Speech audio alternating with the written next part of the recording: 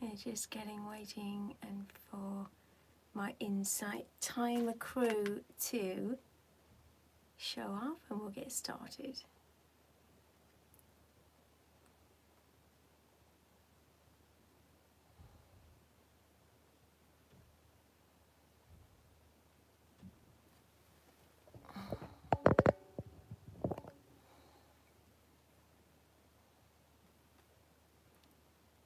Okay,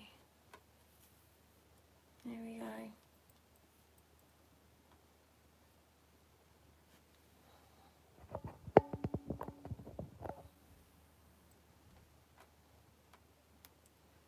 Right.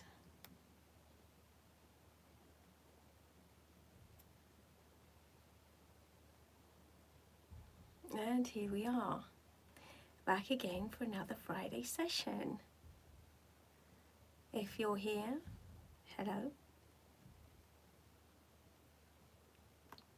I'm just going to connect all my little apps up and we'll get started.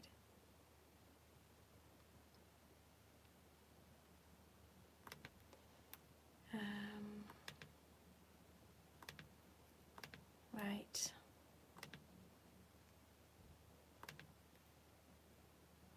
Okay, hi everyone.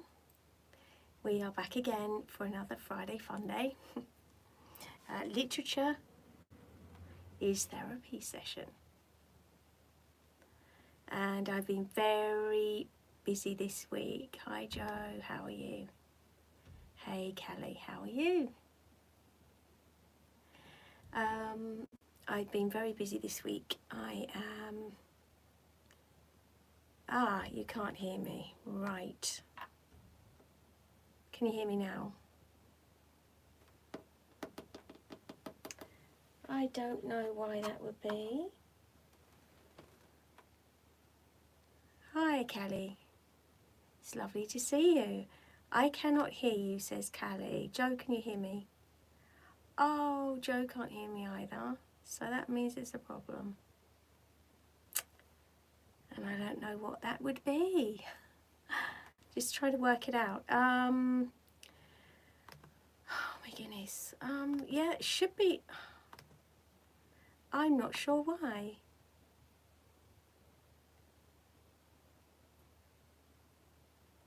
I'm not sure why.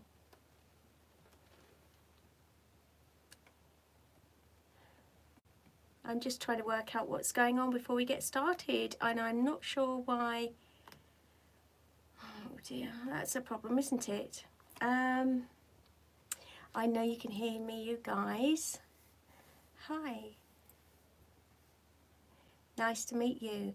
This is live about Stoicism, and it's about literature and connecting Stoicism with literature. But I'm just going to wait because I'm on two platforms. So hi to everyone who's turned up. I'm just going to wait because I don't see that the guys on my other platform can hear me, which is going to be a problem. Oh dear.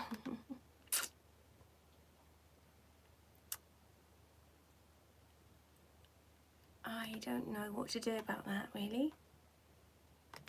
Okay, I think what I might have to do is I might have to just switch to this one. Okay guys. Hi you guys. I know you can hear me and I'm just wondering now if the other guys can hear me. Can you hear me yet? Yes, you can hear me. Yay! Okay, we can get started. Unfortunately, it's not, it's a technical issue. What can you do? Right, we're going to get started today. And for people who have been here before, I just want to say hi. It's lovely to see you. If you haven't been before, my name is Stephanie Poppins and I will be talking about, I'll be making connections with literature and Stoicism. Joe says, I'm loving the Pride and Prejudice Stoic Diary. Such a fantastic idea. Thank you. Yeah, I'm quite proud of those because I just thought I'm gonna just put myself in the place of each of the characters, and I'm going to try and connect it with Stoicism, because as we know, Jane Austen was influenced by Stoicism, and she has Stoic threads running through her literature.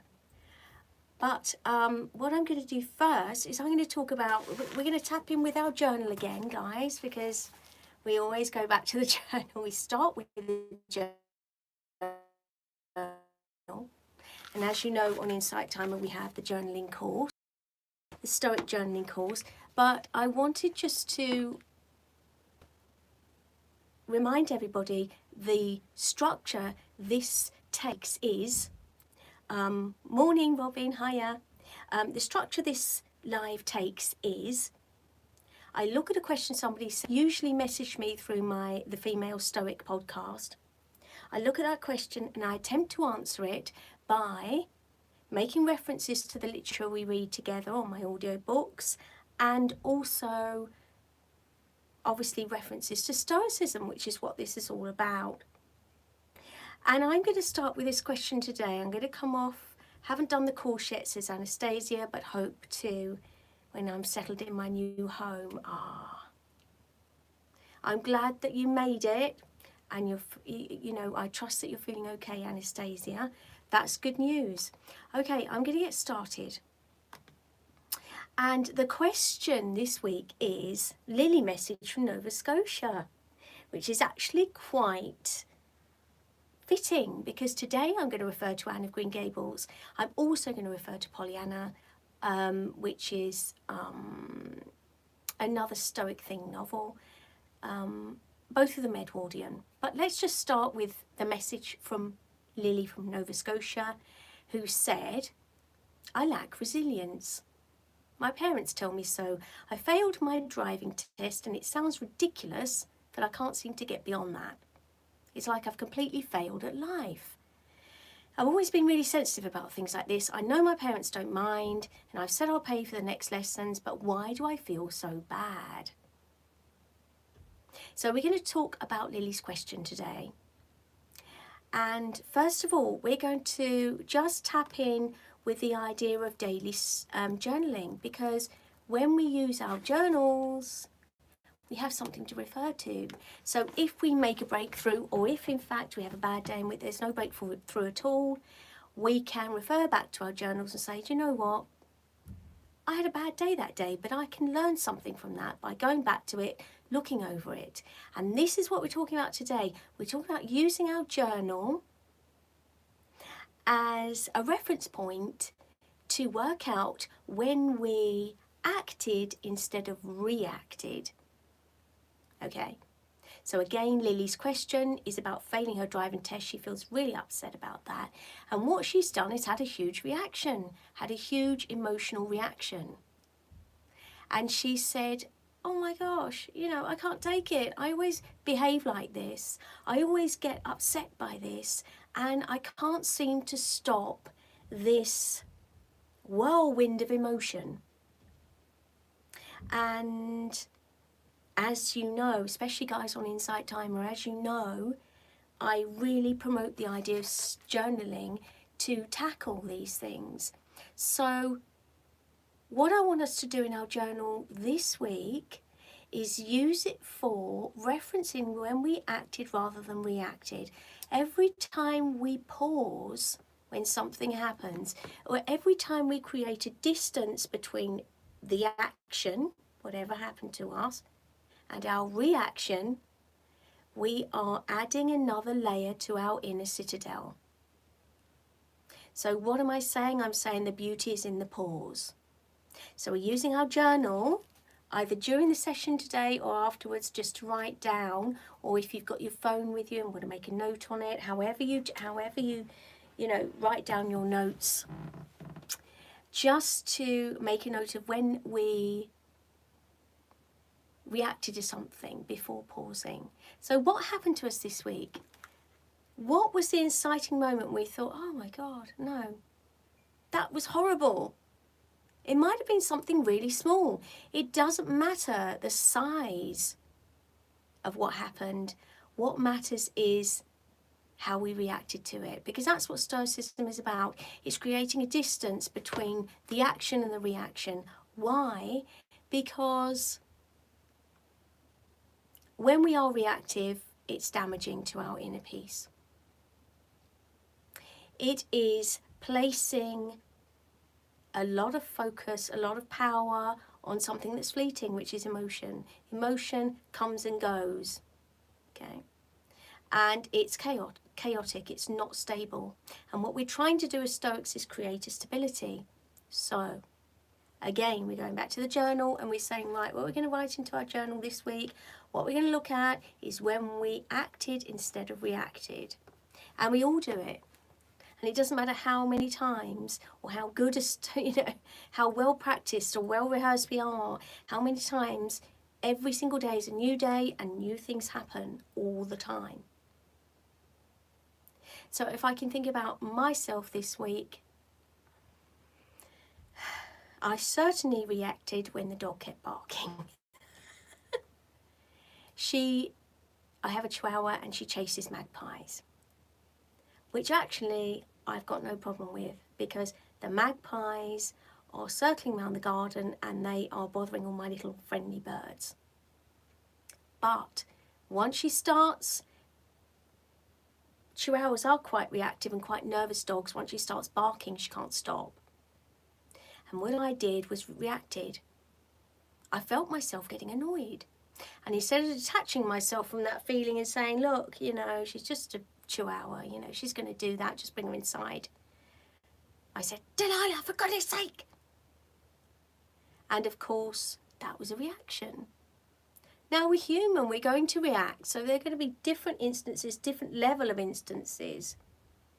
But that's an example. So I can write that down and say, right, what do you do in that situation? You apply your knowledge, you apply the facts. You don't mind her chasing the magpies. So in a sense, you're complicit with this. But when she starts barking, it's time for you to take action. It's time for you to step in. And you distance yourself from that. Say she's just doing it. You distance yourself from the trigger. She's just doing it because she's a Chihuahua and she doesn't stop. And she really isn't a barky dog at all. But it's very peaceful here at home. So I like to keep it that way. And then I've noted that down and I've remembered, it's better for you, Steph, if you do not either encourage that behaviour or let her out for longer periods of time where she's more likely to do that when the magpies are in the garden, for example. So in the case of Lily here, she has reacted to something and it's obviously at a different level. She feels like, and that's a very triggering word, isn't it? You failed at something. No one wants to hear or feel that. I didn't pass, I failed. But she feels like that's the end of the story. She's done all this work. And there's nowhere to go from there, which of course we all know. Many of us have done many lessons over long periods of time before we got to the point we could pass. So what I'm saying is we take our journal and we write that down. Because what we have in Stoicism is we have a dichotomy of control. We have everything we can control, which is our reactions, and everything we can't. I cannot control the dog, but I can manage situations or organise situations or structure things around the knowledge that she will do that. And Lily can prepare for the next time she does a driving test, and as Marcus Aurelius would say, walk through the moment, prepare yourself, pretend it's just happened, feel all the feelings, and then detach yourself from it. Because obviously this is detrimental to her inner peace. Now she's devastated, now she's really upset. So create that distance, just pause. somebody shouts at you, somebody says something, just create those few seconds distance between the behaviour and your reaction. And look for patterns in your own behaviour. The brain is seeking confirmation all the time. So it is saying to you, you're a reactive person. You're going to get triggered by that. Sure enough, your brain is looking for that confirmation bias. It wants you to remind it that you will be triggered by that. And what we're doing as Stoics is saying, no, actually, we're going to create a distance from that, and we are going to try and avoid being triggered by that. Why? Because we value our inner peace, our homeostasis, more than the chaos. That's what we're saying. Now, obviously, there are different levels of situations, and we have to try and tap into our inner citadel. No matter the level of situation, it can get really bad. It can get really tough. We can have to move house. For example, Anastasia's just moved. Massive change. We can suffer ill health. We can suffer loss of family members, be they animals, be they relations. We can get to a point where we're surrounded by our peers or in a work situation where we cannot take the pressure anymore. And of course we are going to feel triggered every single day. And what we're saying is, right, well, we're going to need some tools for this, okay?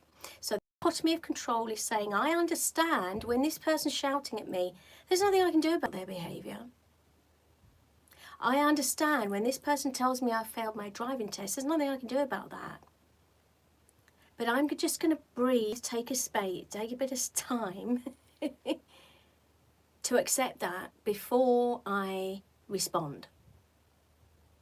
And this is what these lives are all about, coping mechanisms for everyday life. And again, to go back to the podcast, The Female Stoic, there are tips on there, and there are tips in our own journals about our own life.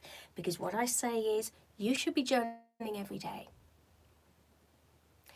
And it's not a big commitment. It's like a 5-minute commitment. And it can be on your phone. I felt really terrible today because so-and-so had to go at me and I didn't know what to do. Done. Shut the phone. Come back to it 5-10 minutes later. Come back to it in the evening. Come back to it when you've had distance.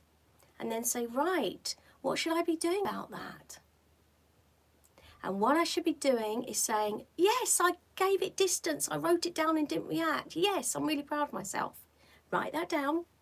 I'm really proud of myself. I didn't react. I created distance. Step 1.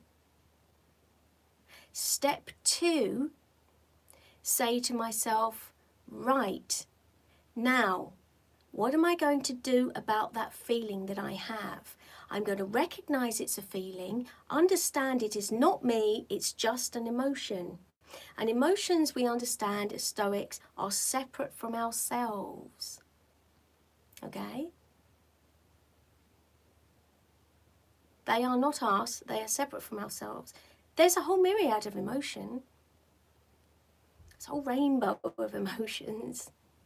And what we have to do is recognize they're happening to us, say, right, okay, I'm just going to have to take a breath here and create a bit of distance from that emotion, because especially if it's anger or something really triggering, I have to protect myself from that. Get those walls of your inner citadel up and protect yourself, right? So we're looking for patterns in our behaviour, and we know that our brain is seeking confirmation of how we behave in response, and we're not going to give it the satisfaction, right? Break the pattern, and we can only do that by daily practice, and daily practice involves this note-taking here. So this week our little challenge is using our journal, writing down an instance, it might only be one, but we're trying to do this every day, an instance where we reacted instead of acted. Okay, and acted means you take a pause, you create a break, and then you make a decision based on with a calm mind about what you're going to do. I know this is easier said than done, but you've got to start somewhere, right? Okay, so we are exposing ourselves to other people that have done this. We are reading, we are listening to audiobooks, if you want to listen to my audiobooks, and I'm just going to tap into that now, for the people who have walked the walk before us, the famous writers, right? We are trying to connect more deeply with behaviour, with narratives, with ideas, not just surface level. That happens, I react in this way. We are trying to look internally and get more of an idea of who we are. That's what Stoicism is about. Again, with a journal, we are learning about ourselves, and you can never fully know yourself. There are still things that happen that shock me every day. I think, oh, right, didn't know I was going to behave like that. But it's very small behaviours, internal narratives that you have to check. It's a constant, continued endeavour. But if we are allowing ourselves to just be reactive to everything that happens, we are open to manipulation. Okay? And manipulation means that people see we're behaving in a certain way, we're reacting in a certain way, and they can gain from that. Because if I know that you are going to be upset every time I say X, Y, and Z, and there's something about you I don't like, I am manipulating you. If I know you are going to be overly impressed with something nice that I've said, I know I can manipulate you. Now, I'm not saying I walk around with malevolent intention, and most people don't, but we are not aware, we cannot be aware of what other people are doing at any one time. We can't, it's not possible. Okay? So what we can do, because they're external forces, we can just protect our internal well-being, our inner peace. Okay, so we're going to look today at Pollyanna and Anne of Green Gables. Why? Because one, we've got the Nova Scotia connection with Lily, who messaged in, and two, because we are looking at resilience. This is what Lily needs. She needs, by her own admission, to be more resilient to the feeling of that she gets when she feels that she has failed at something and everything associated with that. So you've got Ellen Montgomery's Anne of Green Gables, you've got Pollyanna. Those are two tracks that are still running.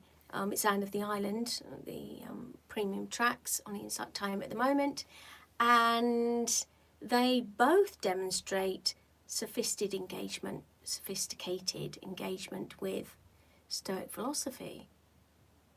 You've got two young protagonists. You've got Anne Shirley and you've got Pollyanna Whittier. And what they do is they accept things.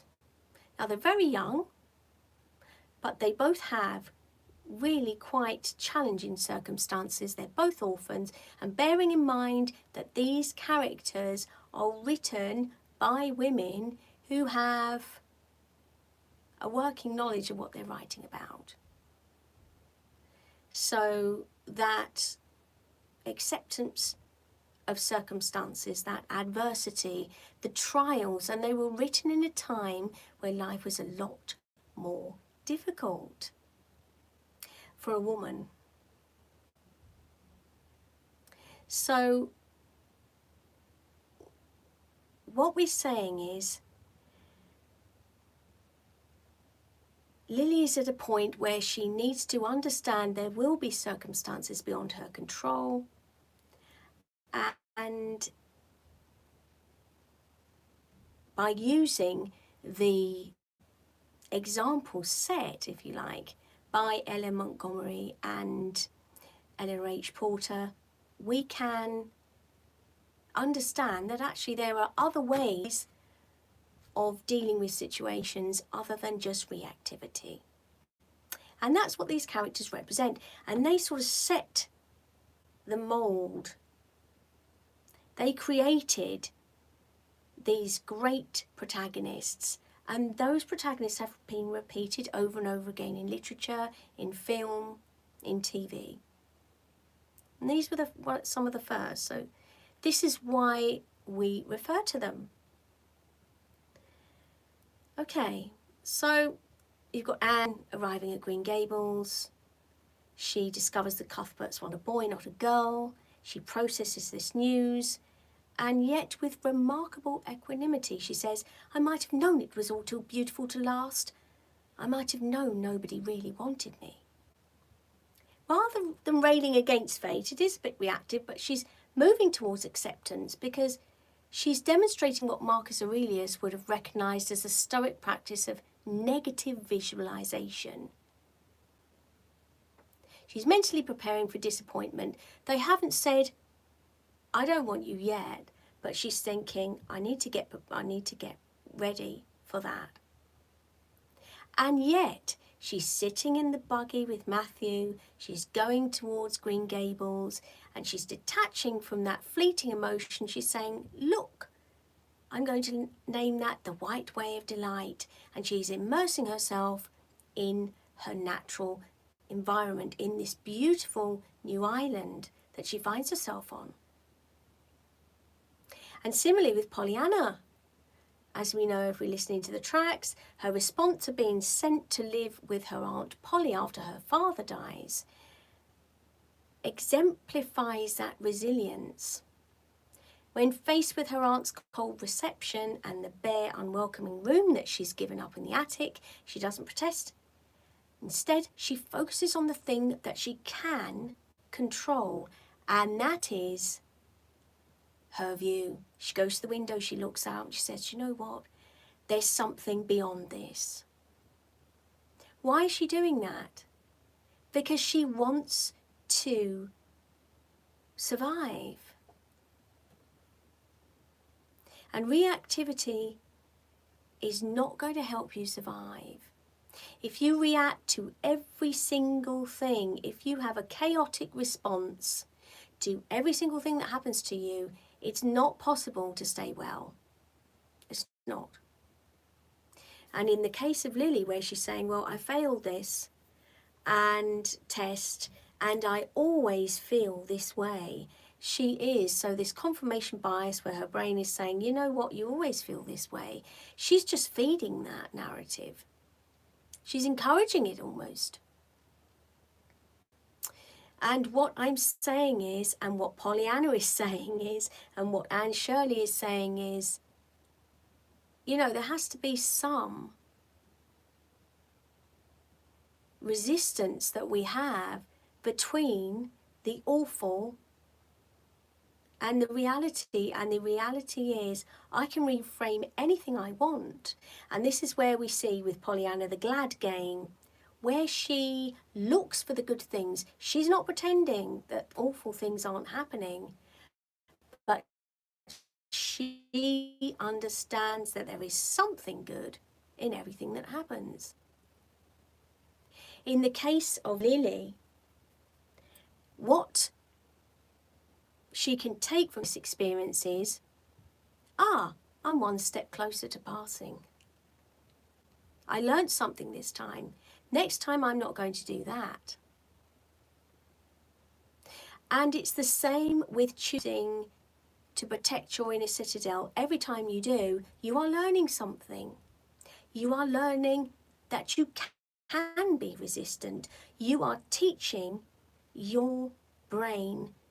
You are opening new pathways and teaching it new things. You're teaching it that you have got resilience actually, and you are not a victim. And that's what we're talking about here. And again, to go back to the journal, if we write down this week, when was the time I reacted instead of just created some distance and thought about it? Okay, I'm going to write that down and I'm going to learn from that. And that's what we do. We take a situation, we learn from the situation, we do not judge ourselves on how we responded to the situation, but we write it down in our journal or on our phone and we learn from that situation. Okay, so we've got two protagonists. We've got Anne Shirley, we've got Pollyanna, and both of them are demonstrating what Epictetus, the Stoic philosopher, called the discipline of desire.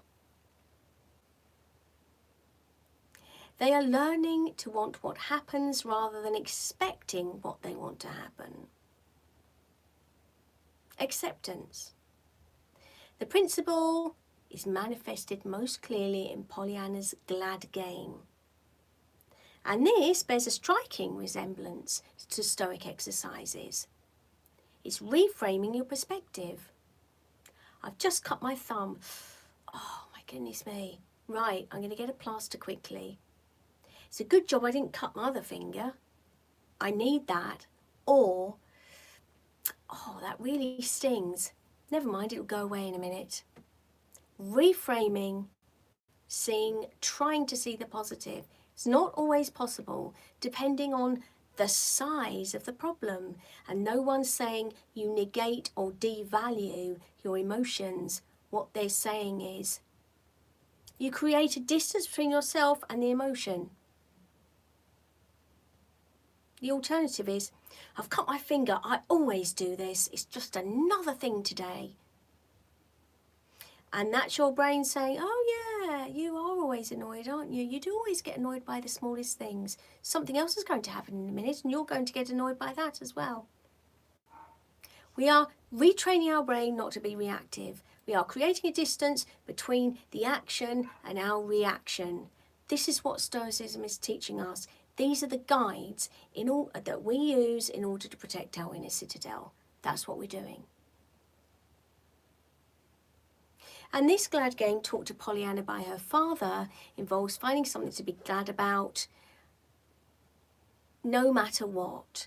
When she explains the game's origin, she's articulating this Stoic principle, not mere optimism, but a disciplined practice of cognitive reframing. We are recalibrating our brain. And this mirrors Marcus Aurelius' meditations. Very little is needed to make a happy life, he says. It is all within yourself. It is your way of thinking. It's not the end of the world that Lily failed her driving test, but it feels like that because she is used to feeling like that by her own admission. When something goes wrong, she's used to seeing it as the end of the world. And the reality is, it's just a moment. It's just one moment. It's irrespective of whether it happened before, because this is a different moment in time. You learned something different from that moment. It was a different driving instructor. It was a different day. The reality of it is her parents don't care. She's the one that is putting undue pressure on herself. Take some distance, take a breath, create a space from the action. And we see the same with Anne. She calls the avenue of trees the white way of delight. She sees beauty in the simple room she's given in Green Gables, be it quite sparse. She's finding richness within simplicity. We don't have to have the most sophisticated backdrop to our lives. We don't have to be living in a simulated hotel. We can be happy with our own special mug and the view through our window. But that's our choice, and we do have power over our choice. This is why I love Stoicism, because what it's saying is, you know, you do have a choice. Not everything is beyond your control. And that empowers us to be able to cope. And nobody said that everything is going to be able to be transformed by the bad game. But what we did say was, we can learn and try every day. And again, this helps.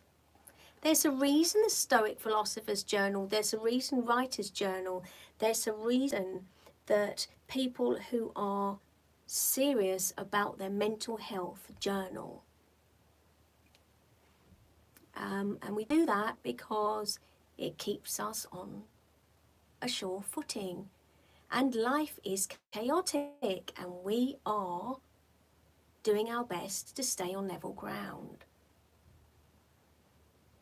I'm so glad I live in a world where there are Octobers, says Anne Shirley.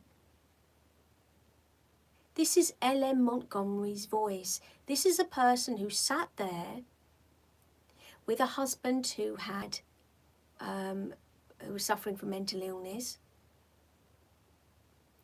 who had spent a lot of her life having to be a certain kind of good girl and do the chores for her father, and when he remarried, tried to be the person that the new mother would accept, and then being sent away and trying to be a good granddaughter, and constantly just trying to fit in where actually all she wanted to do was escape and write. And she put her feelings, her life lessons into Anne of Green Gables, as well as her journals, as well as her other stories, many other stories. But she documented all that in her Prince Edward Island Chronicles, and everything she wrote that was based in this idyllic place. That was a choice. It was her choice to carry on writing. It was her choice to create the repetition every day where she got up and she put pen to paper, albeit a lot more writing that she did than we might do.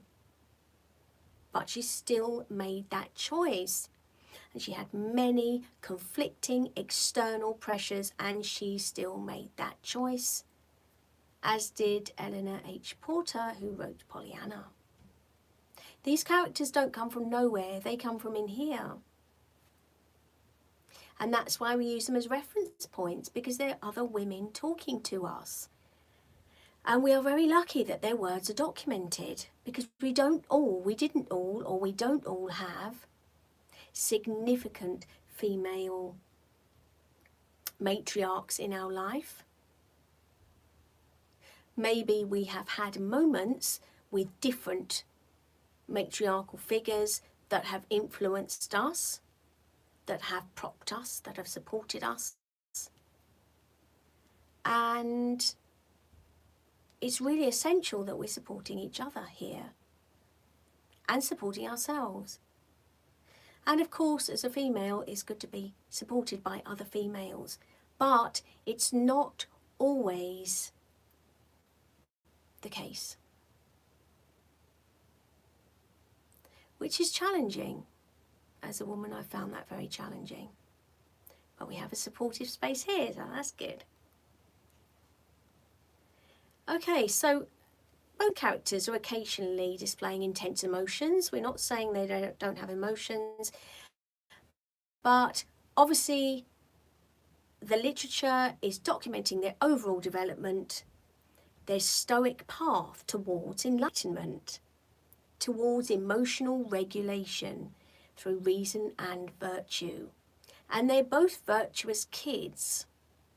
They both have Pollyanna from her father and Anne from Matthew. They both have a clear set of right and wrong, someone to look up to, be they alive or dead, some reference point as to what's right and what's wrong and what their virtues are. And of course, Marilla teaches Anne a lot along the way, and Rachel Lynde, be it through very different teaching styles than Anne might necessarily want. So we are moving towards this ataraxia, this tranquility, if you like. We're protecting our inner citadel. That's what we're doing. And Anne's famous temper, particularly in her confrontation with Rachel Lynde about her red hair, seems anti-stoic to start with, but Montgomery is using these episodes to show her growth. And that's what we have to do. We have to look at our growth by documenting in our journal our growth from start to finish. We're not there yet, none of us. And that's what we're using the journals for. Again, to refer to the journaling course if you are thinking of just starting.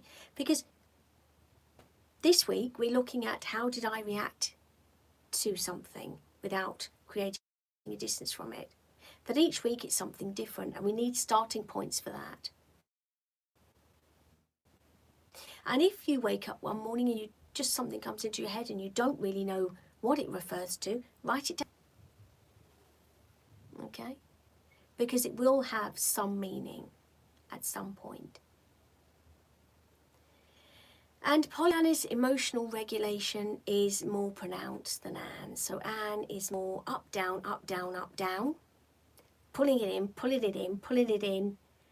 Eventually, yes, she realises, you know what, this is not working for me. Getting really upset every 5 minutes, dyeing my hair a different colour because I jumped with excitement at the prospect of having a different appearance, of altering what I've got, right?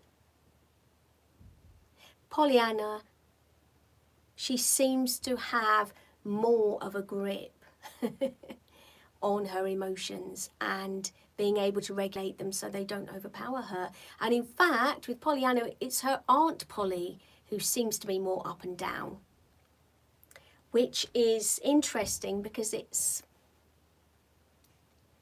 almost hypocritical to the character that she professes to be. She's professing to be someone who is very in control, very staid, very organised.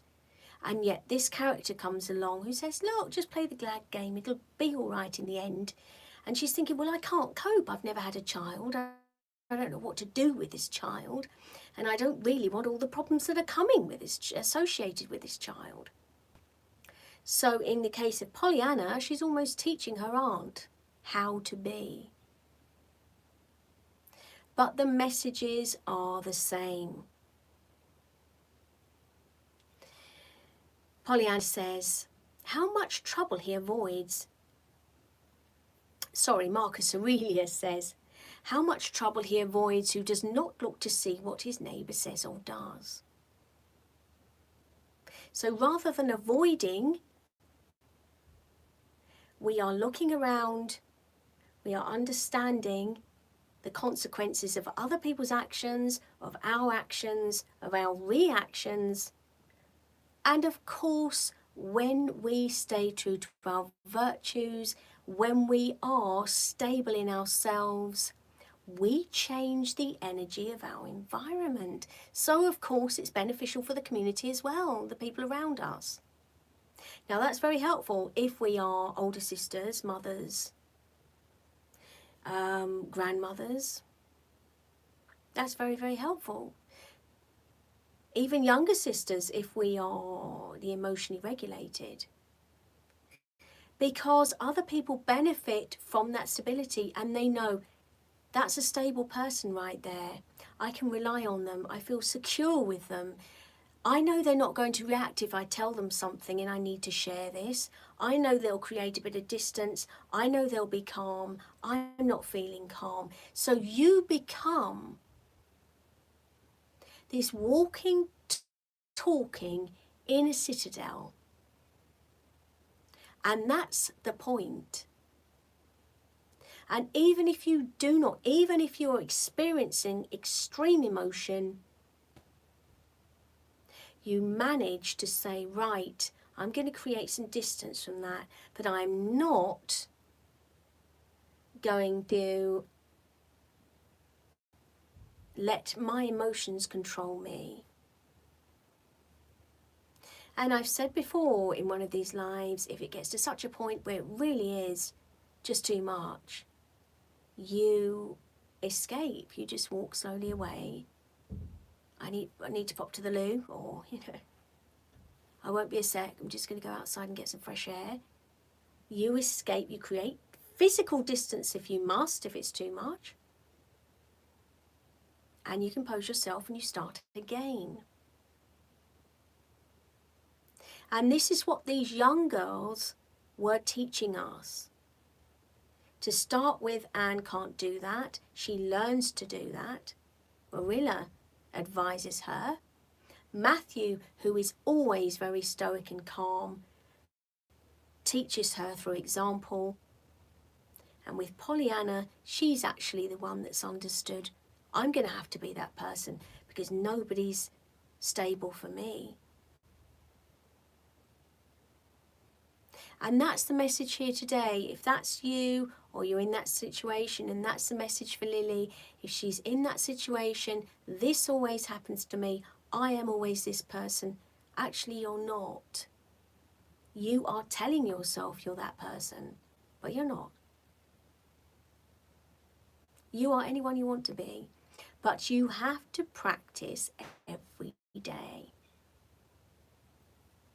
I'm going to go back to the screen now and look at the comments.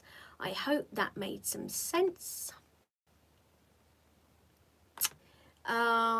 Insight time, guys, you can see on my page that I've got my Stoic course up if you want to have a look at that.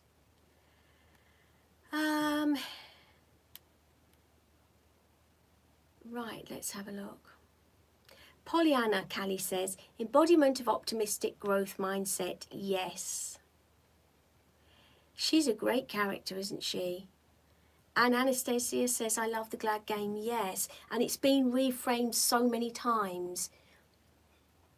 It suits the popular narrative to somehow demote the value of coping mechanisms, demote the value of a stoic outlook. Because that means it cannot manipulate you. And it is in the interest of external forces to manipulate you, to do what they want. So what we're saying is, not today. That's what we're saying, by using our tools. Okay. Okay, choosing the pause. Yes, Callie, exactly, choosing the pause. You don't have to say anything. Who said you have to say anything? And who said you have to respond in any way that you are not comfortable with? Anastasia says, you've inspired me to order the Stoicism 101 book. Yes, that's great.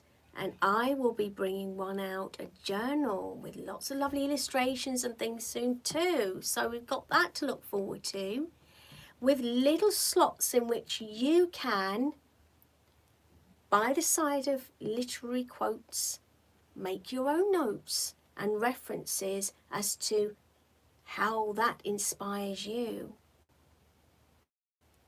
This gives me so much to go forward with, Robin says. Finding it easy to navigate all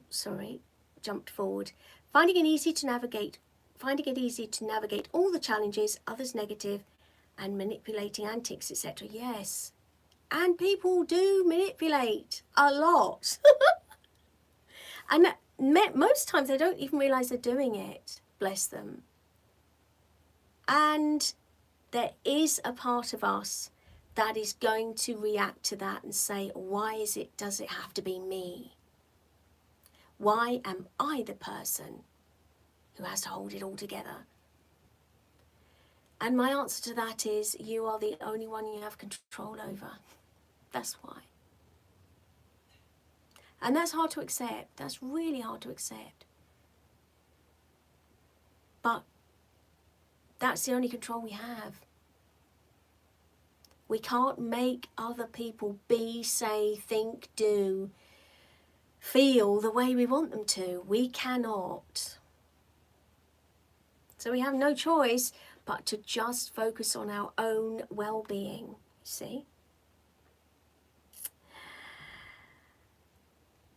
Enjoying your Stoicism and literature connections, thank you. Thank you, Robin. A great talk as always. Very interesting thought that a repeat reaction, says Joe, from us can give others power, as they then know how to cause a reaction in us. That's right, yes. So we're just feeding them, aren't we? And the thought of retraining our brain is very empowering too, yes. And it's possible. It's really possible. When's that coming out, Stephanie? Around Christmas time, Anastasia, I'm hoping. Thank you for your teaching, Callie. Thank you for being there. Thank you all for being there. It's been lovely. I have to say, in the UK at the moment and in Yorkshire, it is roasting in here. So I'm going to go out now and I'm going to get some fresh air. But these Fridays are everything. I live for them. They're great. It's really great to get that connection going. Please look out for my Female Stoic podcast. I'm really trying to grow this, and I would really appreciate any comments, any reviews, any listens, any likes, anything. That's where the recordings of these lives are now. But I also put Stoic meditations and that on there too, because there are people who are, you know, all over the place, and I'm trying to bring you all together. I shall see you next time. You can always DM me or message the group if you have any questions, and I'll see you on the other side. Have a good weekend. Bye.